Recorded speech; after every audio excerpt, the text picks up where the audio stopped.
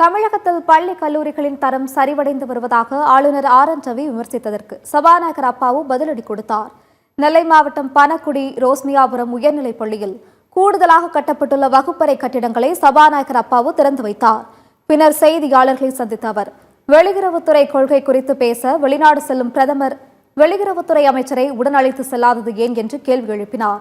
தமிழகத்தில் பள்ளி கல்லூரிகளின் தரம் சரிவடைந்து வருவதாக ஆளுநர் ஆர்.என். ரவி விமர்சித்தது குறித்து கேள்வி எழுப்பப்பட்டதற்கு பதிலளித்த அப்பாவு இந்திய விண்வெளி ஆராய்ச்சி தலைவர் வி. நாராயணன் உள்ளிட்ட 10 விஞ்ஞானிகளின் பெயர்களை குறிப்பிட்டு இவர்கள் அனைவரும் தமிழகத்தில் அரசு பள்ளியில் படித்தவர்தான் என்று கூறினார். இதேபோல் தனது மாநிலத்தில் பயின்ற யாரையாவது ஆர்.என். ரவி குறிப்பிட முடியுமா என்றும் அப்பாவு கேள்வி எழுப்பினார். இப்போது இந்திய விண்வெளி ஆராய்ச்சி மையத்தினுடைய தலைவராக இருக்கின்றவர் மரியாதைக்குரிய நாராயணன் அவர்கள். அவர் படித்தது முழுமையும் தமிழ் வழி கல்வி அரசு பள்ளியில்தான் படித்து மிகப்பெரிய விஞ்ஞானியாக உலகத்திலேயே மிகச்சிறந்த விஞ்ஞானிகள் வரிசையில் முதலிடத்தில் இருக்கின்றவர் மாண்புமிகு நம்முடைய மரியாதைக்குரிய திரு நாராயணன் அவர்கள். அதற்கு முன்னால் கூட சிவன் என்பவர் இருந்தார். அவரும் அரசு பள்ளியில் படித்தவர்கள் தான்.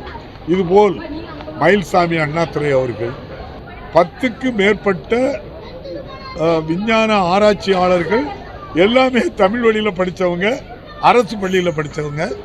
ஆகவே இதற்கு இணையாட்டு நம்முடைய மாண்புமிகு ஆளுநர் அவர்கள் அவங்க மாநிலத்தில் யாரும் சொல்ல முடியுமான்னு எனக்கு தெரியல. தமிழ்நாடு கல்வியில் சிறந்திருக்குது.